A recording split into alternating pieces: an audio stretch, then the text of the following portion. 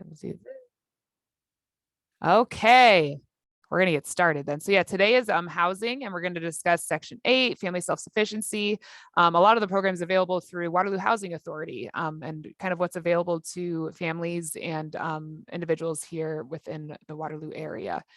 So back to sharing my screen and doing 5,000 things at once. Here we go. Okay. All right, so I'm going to turn it over to Julie. And Julie, if you wanted to get started, I will just kind of scroll along with where you're at with stuff, and I'll just let you take it from here. Okay, hello everyone. My name is Julie Dawson. I am the director at the Waterloo Housing Authority. And the largest program that we have through our office is our Section 8 rental assistance program.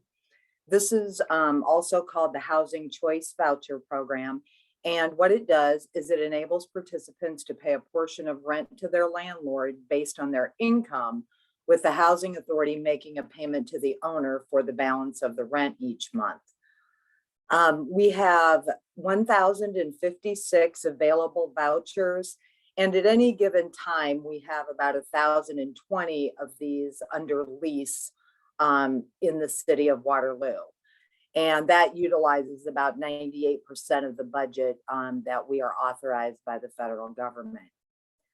All of the units occupied by participants are inspected prior to rental assistance payments being made.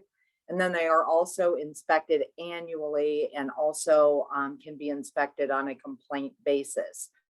We use something called housing quality standards to inspect all of our units. And mostly those are about health and safety standards. They're not a lot about cosmetic issues in the units, but we do make sure that everything will be healthy and safe for the occupants of the dwelling.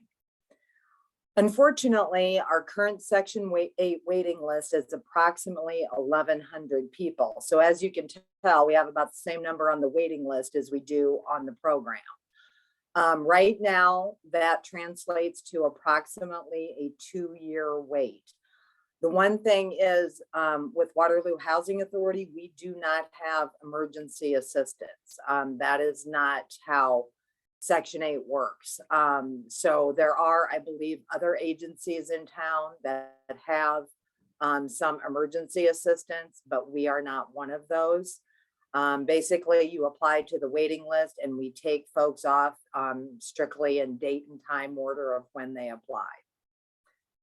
In order to assist anyone new, we have to have people go off of the program. Since we have that limited number of vouchers, we can only assist so many people. So when it's full, and that's why the waiting list takes the amount of time that it does. We did recently, just last summer, we started taking applications online to make it more convenient for people.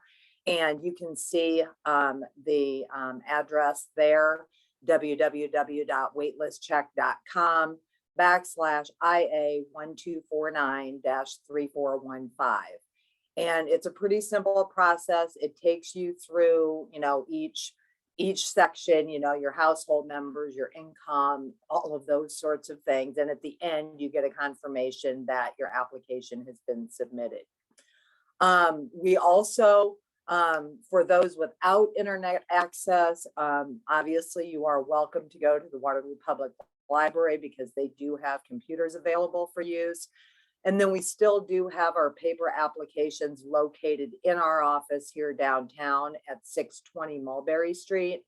And you can pick those up anytime during our regular office hours, which is Monday through Friday, 8 a.m. to 5 p.m. And then generally what we do, we let people take those applications, and then when they bring them back, we give them a receipt, and we take a copy of photo ID and social security cards. If you're applying online, you can upload the photo ID and social security cards, or we will allow you to provide those at the time that your name comes to the top of the waiting list. Other than that, regarding the application process, we have a waiting list coordinator here with our office. Her name is Jennifer McGee, And if you have further questions about applications or how the online process works or anything, you could always call our office here at 319-233-0201. So that's the basic on Section 8, and I understand there may be some questions, but just wanted to kind of go through a couple of other programs we have that go hand in hand with the Section 8 program. One of them is a homeownership option. And basically what that is it allows current participants on our program to purchase a home using their voucher assistance. We then can make a payment directly to the lender for a portion of the mortgage payment, just like we make a portion of the rent payment to the landlord. We have a maximum of 30 participants in the program at any given time. Right now, we have 10 active participants. Anyone on that program does have to meet income and employment requirements unless they are disabled or over the age of 62. Also, and I noticed I didn't put this in here, you do have to be on the Section 8 program for at least 1 year before you are eligible to participate in the homeownership program. The neat thing about this is we can make those payments to your mortgage lender for up to 15 years on a 30-year mortgage. So basically half the life of your mortgage. But if you are elderly or disabled, that time apply either, which means we could actually make payments for the full life of your loan if you remain income eligible.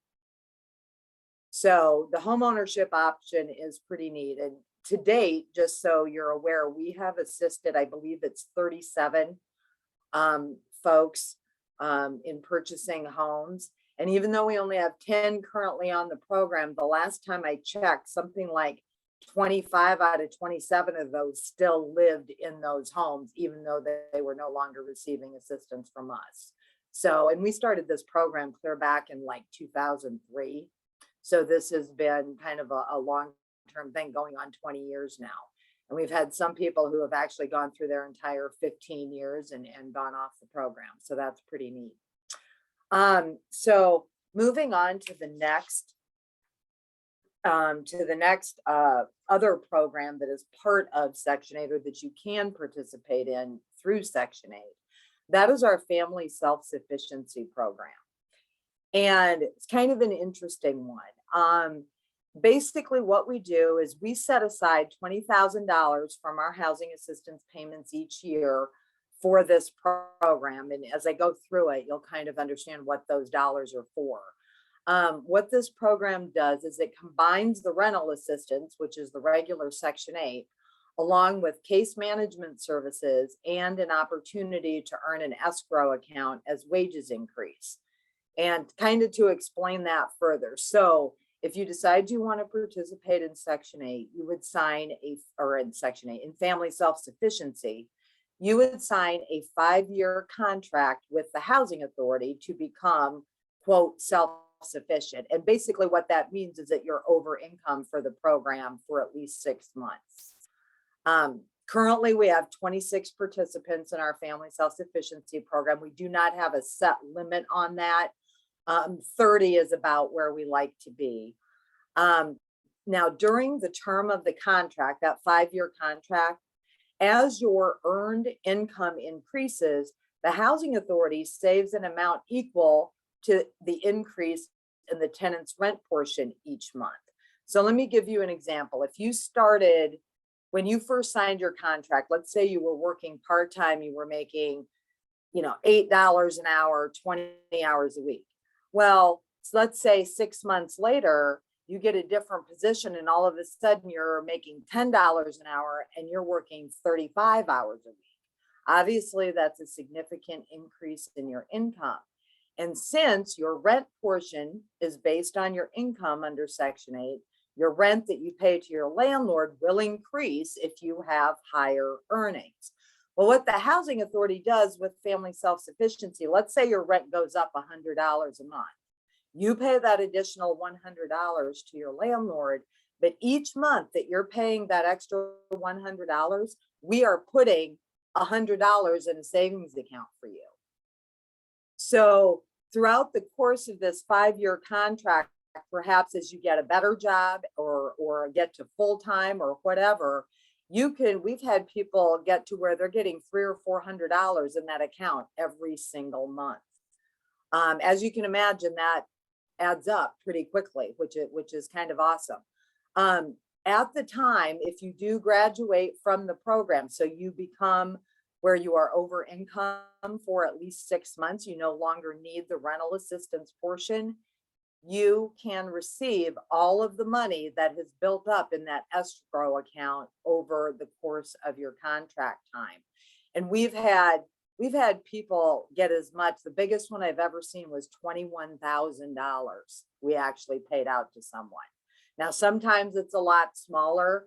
On average, it's usually somewhere between 5 and 10,000 or 5 and 15,000, but that's still a sizable chunk of money. And when you get that, you are not required to use it for any specific purpose. Some folks have used it, say, for a down payment on a home.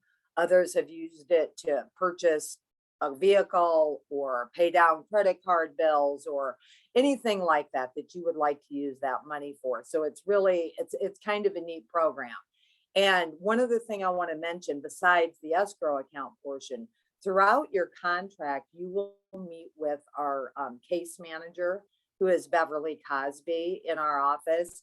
And she can assist you, say, if you're wanting to go back to school and get further training to get a better job, or if you need help putting together a better resume, or finding childcare, or transportation, or any of those sorts of things that may be useful to you if or when you are trying to, get a better job, get a better paying job, or one that where you're working more hours, but you need to have some of those supportive services to assist you with that. So Beverly is always there to help you with those things, as well as us saving these funds for you. So that is the Family Self-Sufficiency Program. A couple of other things that we do through our office. Well, actually, there's several, but the next one I want to mention is Ridgeway Towers. And that is a public housing building. It is located over near the corner of Kimball and Ridgeway, across from the Village Inn on Ridgeway, next door to the nursing home, which was Manor Care, and now it's changed to something else. I can't remember the name of it. But anyway, that is where it's located.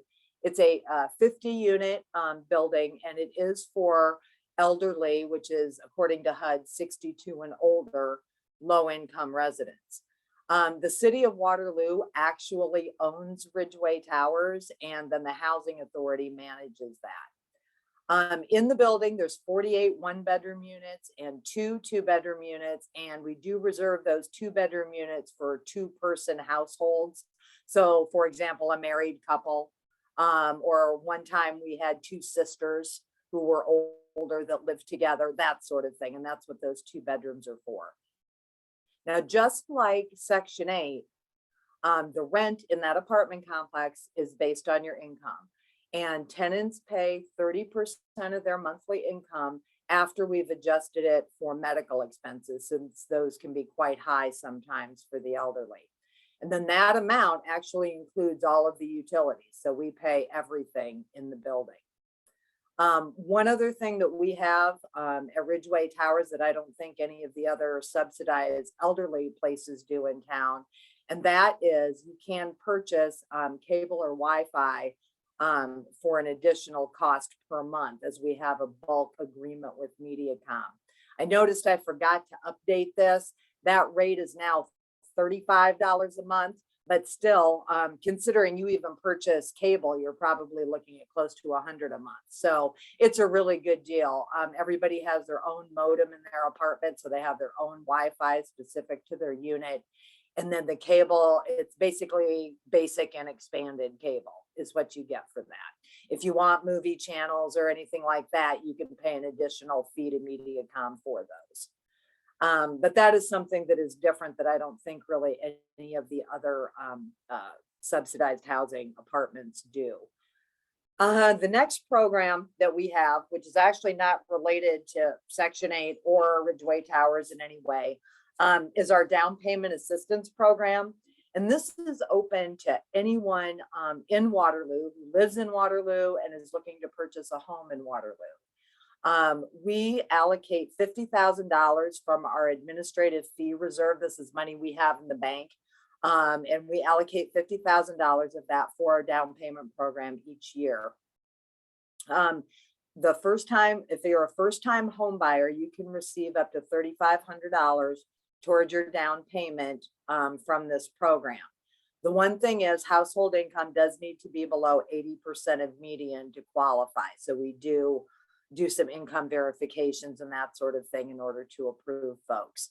And so far, since this program started, we've assisted, it's approximately 230 home buyers with down payment assistance. The neat thing is too, you can combine this down payment assistance like with the homeownership voucher program. So they're not mutually exclusive. So sometimes we have people who get our down payment assistance, plus they get our monthly help with the mortgage payment. So it can really help. For the down payment assistance, we do require that the applicants have taken a homebuyer education class. Until last year, gosh, it's almost coming up on a year now, we were offering homebuyer education classes through our office. We were doing those quarterly. Unfortunately, the person who was conducting those classes passed away. And since that time, we have not been able to find anyone to replace her yet. We've been short-staffed and we need to get someone else trained. However, what we did is we did make an agreement with family management. And if you, you can call them, or you can just go to www.ehomeamerica.org/FMFS. And you create an account and then you enter a coupon code, which is FMFS50. And they will give you this online class for $50 instead of the $99 that it usually is. And they did that because of the fact that we were no longer able to offer the in-person courses. And this online class, not only does it discuss, all of the modules and such that we would have discussed in hours, but it also provides one-on-one counseling with family management. So, one-on-one, so that way you can talk with them about your specific situation and anything you may need to do in terms of your credit and that sort of thing. Previously, when we were offering our classes, we charged $20, but if anyone wanted the one-on-one, they still had to go through family management, and that they charged them an extra $25. So the $50 is real close to the same price for what you would get for both the information as well as the one-on-one counseling. The last thing that I have on my presentation is we also used to present Money Smart financial education classes. Once again, we plan to begin doing those again, but we have not started because it was the same person who was conducting those. I do know that there are other financial institutions in the Cedar Valley that conduct financial literacy and that sort of thing. And so, I'm sure that those are currently available. And right now we will definitely accept those if someone has taken them. The Money Smart financial education, we do require that to become a participant in our homeownership voucher, just as we require the home buyer education. At the current time, I've had a couple new people join our homeownership program. And right now, what I did is I just kind of gave them a buy on the Money Smart because we're not offering it. And they are planning to take that class once we offer it again. So, and that is fine with us. As I said, I honestly don't know for sure when that'll be, but we just got back to a full staff here recently and we're still training. Once everyone is sort of up to speed, then we will have to get someone trained in order to provide these classes because they have to be certified. So that's kind of where we're at with that. So it probably will be some time.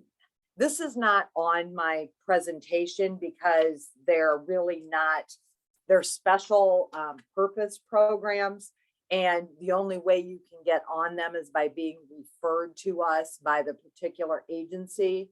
But just wanted to mention that there are 3 other programs that we currently have that are, like I said, special purpose vouchers. One is the VASH program, which is for homeless veterans. And it's basically Section 8 for homeless vets. And we have a memorandum of agreement with the VA hospital in Iowa City, and we get referrals from it's the Cedar Rapids Resource and Referral for vets, and they refer those to us. And then we also have, it's called FYI, that is a Foster Youth to Independence program. We get referrals for that from Black Hawk County Department of Human Services, and that is for foster children that are aging out of the system. So they're between like 18 and 24 years old, and they need assistance. So if DHS refers those to us, we can provide Section 8 to them. Right now we have 9 of those FYI vouchers. And then the most recent one that we got was part of the American Rescue Plan. We received 15 emergency housing vouchers, which are also for homeless, not vets, but just homeless individuals in our community.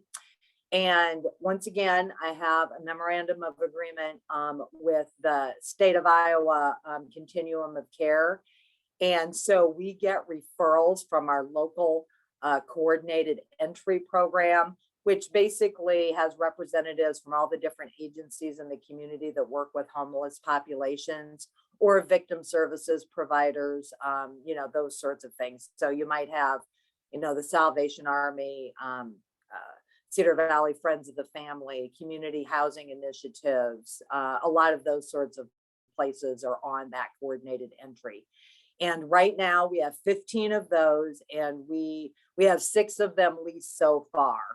And we're supposed to hopefully get the full 15 leased by the end of this calendar year. And I think we're on track to do that. So those are 3 other programs that we have, but those are all special purpose vouchers.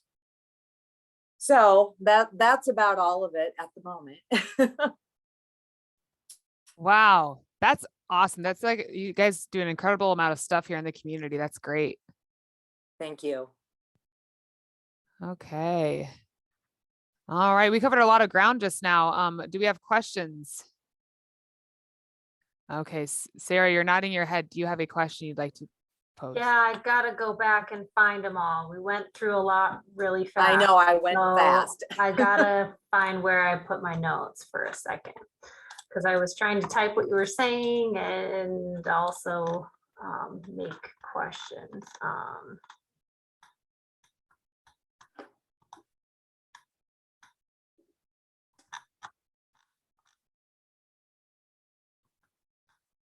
Okay. So with the Section 8 housing, if someone has applied already, they've been on the waiting list, and they have household changes, like their income changes drastically, or they've had another child, how is it best that they connect with you guys to update that to reflect their current housing situation? Okay, so there's a couple of ways you can do that. You can stop into the office. We have a change of application form in here.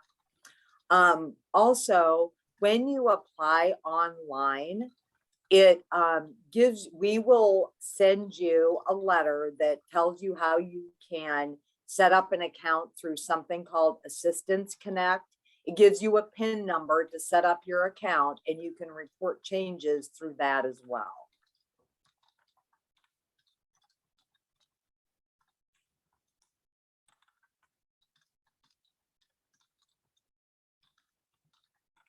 If they no longer have the code, can it get reset on their own, doing it from the website, or do they have to contact you?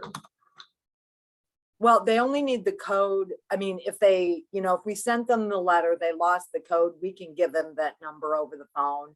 Okay. Or send them another letter if they want it in writing. Generally, we don't reset those pins. There's usually no reason to. Once you've set up your account, should be good to go. If you forget your password, there is a way that we can get passwords reset. Okay.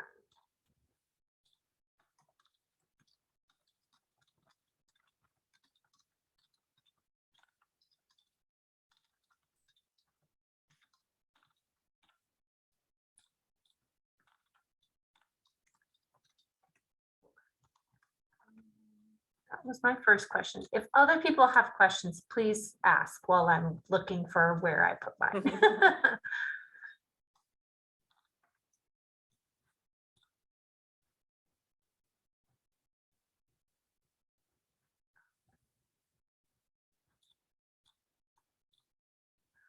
Oh, with Ridgeway Towers, how does one apply or get started with you guys for that specific location and housing? Okay, actually, and I probably should have it on here, but you can also apply for the public housing for Ridgeway Towers online. The only difference is instead of when you see the address there on your screen, the only difference is instead of it being IA 1249-3415, it's -3416. And both of those links for both Section 8 and Ridgeway Towers, if you go to the City of Waterloo's website and go into the Housing Authority Department, there is a link right there for you to click. Okay. And once again, too, just like with the Section 8, anyone can walk in and ask for a Ridgeway Towers application. They can pick it up. We will also mail them to them if they're elderly and not able to get here. So we try to make it as convenient as possible, one way or the other. Okay.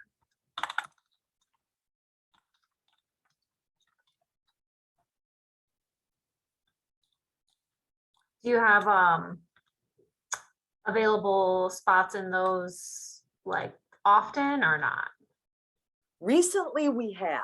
I mean, we maintain somewhat of a waiting list, not huge. I'd say right now we maybe have 10 to 12 people on the waiting list, but Okay. we may go through 6 to find one person who is ready to move. So it can go quickly. And honestly, during the past several months, we've been struggling. It seems like every time we get our apartments full, we lose another one or two.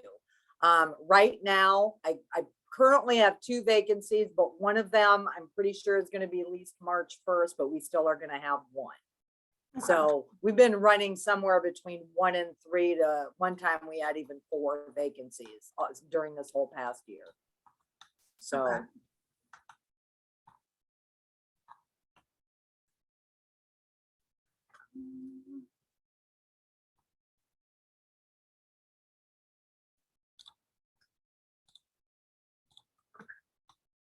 You talked about the down payment assistance program. Mhm. Is that a new, so I also have, from past looking on your website, the home buyer assistance program to help with closing cost assistance. Is that still around? Has that been adapted to now fit the home down payment assistance program, or I was how does going to that? say at the current time, we are not assisting with closing costs. We are only assisting with down payment. Okay. When we were assisting with closing costs, that was actually an agreement with the city that if it was new construction, like under a project that community development was doing or something, that we would assist with closing costs. But we are no longer doing that. Okay. Is that like a temporary stop, or is that like, I should erase I it from guess my list of honestly, resources? it remains to be seen. We may assist again, but like I said, I'm sure it would only be for, developments or rehab units or something like that that were already being assisted through the city. Gotcha. So Okay. it wouldn't just be overall in general. I'm sure of that. Okay.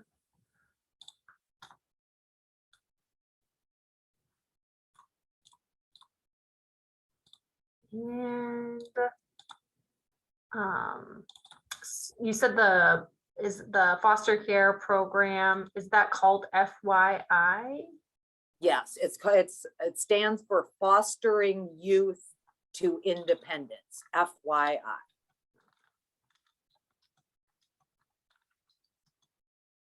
Do they have to be working with someone in order to get connected to you guys, or can they reach out directly? They, once again, need to go through DHS.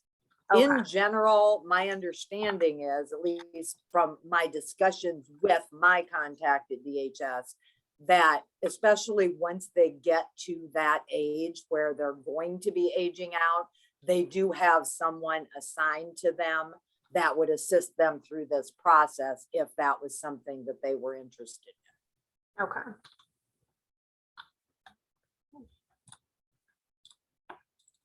And then the last one, you said there was a homeless program due to special funding that came out about COVID. And I guess, how does that serve? Is it another voucher, or how does that one work? This is it's emergency housing vouchers. Okay. And like I said, we were issued 15 of them. And we get referrals from the local coordinated entry program for the homeless. There is, I don't want to put it, there's kind of a deadline on using this. We will not be allowed to issue any new vouchers after September 30th of 2023. But we would be able to, let's say we had somebody go off the program, we could refill that voucher with somebody else. Anyway, the funding for that program completely ends as of September 30th, 2030. So it's actually pretty long term. The FYI program, just to let you know, that is supposed to be only 3 years or 36 months of assistance. But in both the FYI and the EHV, emergency housing vouchers, we have written into our plans that at such time as the funding for that program or that individual runs out, that if they are still income eligible and in need of assistance, we will absorb them into our regular program and give them one of our regular all-purpose vouchers, since we always have a few out there to play with. So, okay. So we're not going to just say, sorry, you're done, you know? Yep.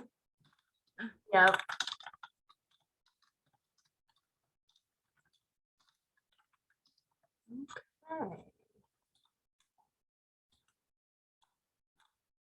So they call for the EHD, they call the state coordinated entry to first get connected, and then when they're on the phone, they kind of do the eligibility and see if this would be the good program for them, correct? The best place to start with EHV, honestly, here locally, would be for them to call community housing initiatives. I don't know if you guys have worked with Marilee Fisher, but she runs community housing initiatives, and I believe she's the chair of the local coordinated entry. And so she would be kind of like the first stop shop if you were interested in those vouchers. Now, my understanding is, and she's explained it to me, and I am not at all an expert, when it comes to the homeless agencies in the community, but the way she's explained it is the coordinated entry actually maintains like a list of individuals. She said they have about 60 people on the list right now, but they rank them based on, what their needs are. So someone who is actually homeless, I mean, pardon the expression, but is sleeping under the bridge or whatever, will have a much higher score than someone who is homeless, but they're sleeping on their sister's couch, for example, because they do have a roof over their head, and so they put them in that ranking order. And then this program is supposed to, my understanding is they are assisting the most needy with these vouchers. That's my understanding. And like I said, we are simply receiving the referrals. And once it's referred to us by them, then we contact the individual and get everything set up. Okay. And you said the original voucher's 3 months, and then it can transition into a regular Section 8 voucher if there's eligible, correct? Which ones are you talking about? The FYI vouchers are 3 years. Okay, The EHV vouchers, like I said, we can only issue new vouchers through September 30th of 23. So that's a good year and a half away. They say September 30th on all this because that's the end of the federal fiscal year. So that's Okay. when they end. And then the funding for that program completely disappears September 30th of 2030. so there's not a limit as to how many months they can use the voucher, correct? In the No. homeless program, okay. Well, not like I said, September 30th, 2030, there won't be any more funding. So if there's anybody still on the program at that time, like I said, that's when we'll give them a regular voucher. Okay, Because as long as, same thing with FYI, like I said, as long as they're income eligible, they still need assistance and are interested in receiving assistance, we're not going to cut them off. So. perfect. Thank you. I think that answers all of my questions. That was Didn't great. stump me too much. A little bit, but Yeah, housing is a basic need, so I yes. need to know all I can. Yes, it's good stuff. It's nice. I like when people ask questions though, because it helps the dialogue, and you're probably asking questions that other people didn't think of and that they actually were needing the answer to as well. So that's awesome. Okay, so for others that are still on the call here, do you have any questions? Jesus, Lakeisha, Adriana, Julie, Sanella.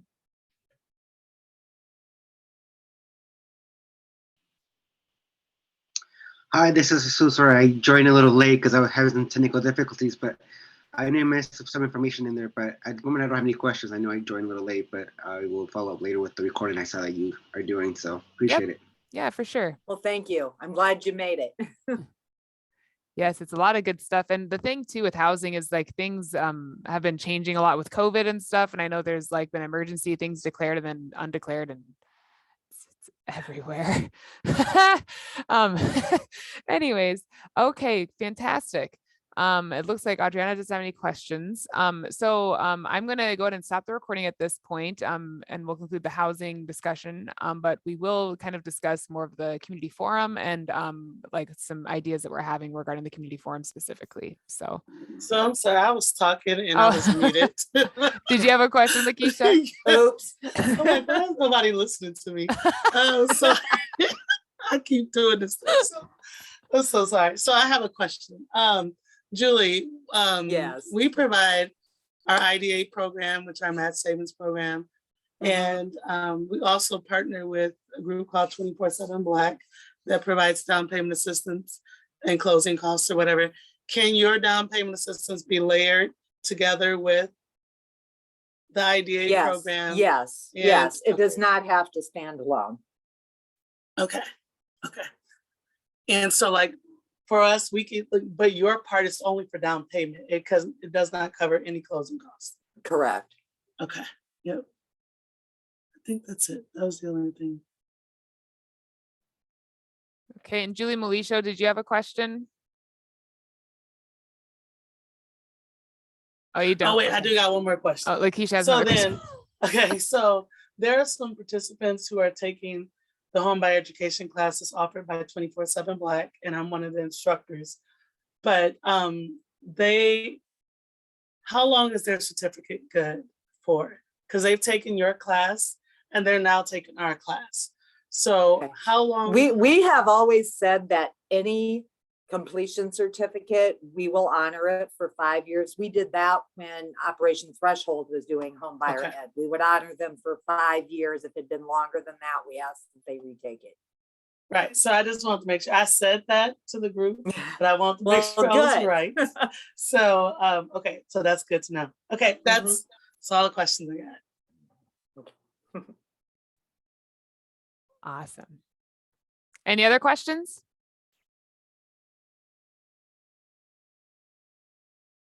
Okay, fantastic.